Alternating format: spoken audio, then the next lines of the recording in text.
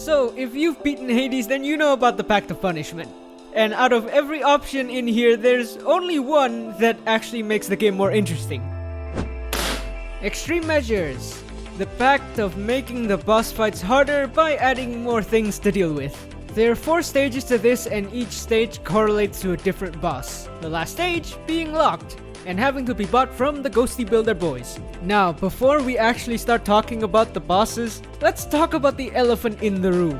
Look at those boons. Look at that health. Yes, I'm using Codex mod to cheat. I'm not trying to prove that I can beat these guys on video. I'm trying to get footage. And some of that footage involves me getting hit. This just makes it easier for me. Anyways, the Fury Sisters. Now, why am I saying Fury Sisters instead of splitting it off to Megara, Alecto, and Tisiphone? Well, that's because you're going to fight them together. Sort of. One of them is going to be the main Fury you're fighting, while the other 2 will launch background attacks. Megara, Alecto, and Tisiphone all have different supporting attacks, so let's start off with the most sensible one. Megara has 2 supporting attacks. The Big Slap and the Shot Spam. The Big Slap, as its name suggests, is an attack where she flails around trying to hit you. It has a pretty big area, but it takes a bit of time and it's only 1 hit, so it's easy to dodge once you get the timing. The Shot Spam is a bit more of a hassle, but it isn't really that threatening on its own. Though once you start adding more things to dodge, cough cough Alecto's buzzsaws, cough cough, then it starts getting annoying real fast. At least for me it does. Speaking of Alecto and her buzzsaws, that is one of the support attacks she has. And Alecto throws the full-size ones, by the way, not these tiny dinky ones when she's not angry. Slightly less annoying second attack, she spams her own geysers. It's smaller than Megara's Slap, but it procs multiple times and lasts for a while. Tis, the last sister of the Fury trio, Tisiphone. Tisiphone, as you might have guessed, has 2 supporting attacks, and they are both terrifying in different ways. One is a giant block of geysers that, though hilariously easy to dodge, is always terrifying to see, and the other, a smoke screen that covers most of the arena, blinding you to any attack that is currently happening, or going to happen. If you don't panic, the geysers aren't that much of a problem. They're easy to dodge and are really telegraphed.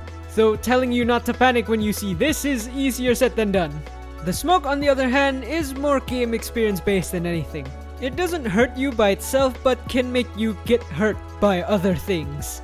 If you remember the arena, where the traps are and what moves the boss has, you should be able to buy enough time for the smoke to clear. Or you could just go ham and attack them in the smoke.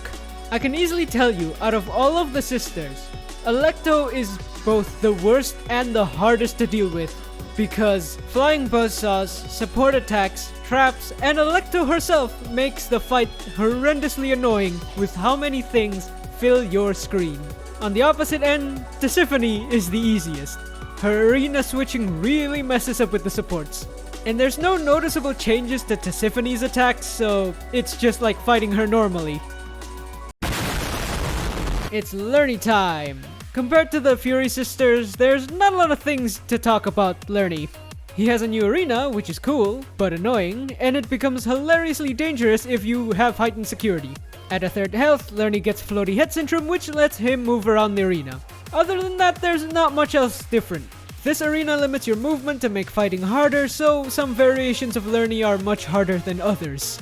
Hilariously, spawner Lerny's eggs can land in lava, destroying themselves so you don't have to deal with them. Shockwave and Shot Spam Lerny are roughly the same, only minor changes to compensate for the arena. Lastly, Headbutt Lerny and Lava Lerny are the hardest versions you could fight, which is also the versions the game always gives me for some reason.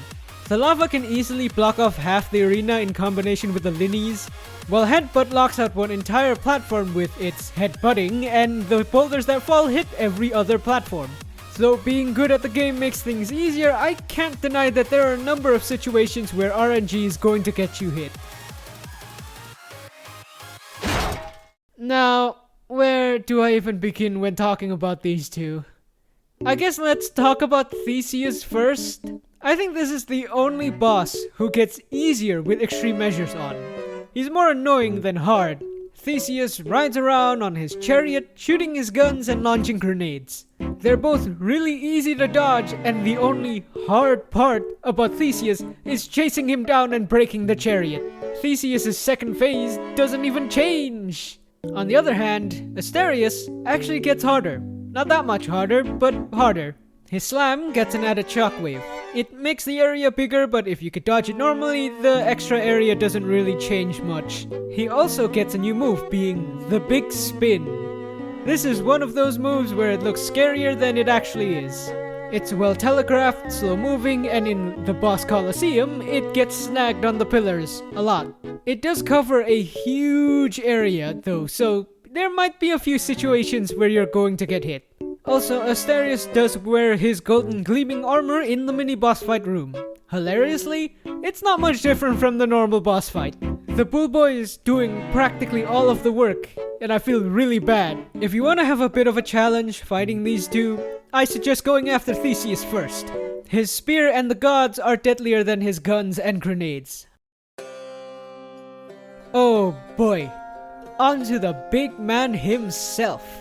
And he is by far the most upgraded one with extreme measures on. Let's go through the list, shall we? First, and probably coolest of all, he gets Achilles' spear toss.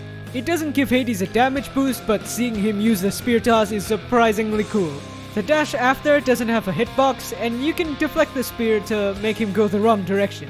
The skulls he tosses out now have a slowdown aura, and oh boy does it make you slow. It even gimps your dashes to this pitiful thing. It shouldn't be too much of a problem, but there are some moments where the slowdown is gonna get you hit.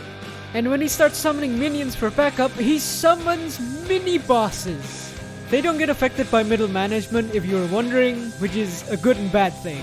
By the way, this is all just the first phase. So let's move on to the second one. The biggest change, for me at least, is the fact that pots now passively spawn.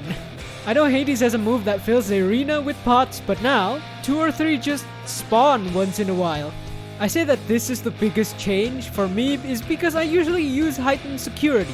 And for some ungodly reason, the pots count as traps, so they end up doing an absurd amount of damage. The double swing spin combo also has a second version, being the double swing throw. If you're closer, Hades will end the combo with a spin. If you're farther, he's going to do an Achilles and throw the spear. And the saddest change is the fact that the laser has a knockback shockwave. It doesn't change much for ranged weapons, but charging in with a melee weapon is not going to happen. Also, the tried and true tactic of going behind him while he's lasering is much harder to pull off. But wait, there's more! Once you get Hades on half health, he tries to heal himself. Each pot in the arena will heal him for 1,500 health. So you better start destroying those things. The healing does take time to proc, so you could destroy the pots while he's trying to heal, or you could just outdamage the heal, but that's easier said than done. Proceed to lower his health even more, and... yeah, he summons the best of boys to help. Hades calls in Cerberus, and the goodest of boys rushes in and fills the arena with meteors. You can definitely skip this stage if you have enough damage, but why would you not want to see the best of boys? And with that... oh wait, hold on.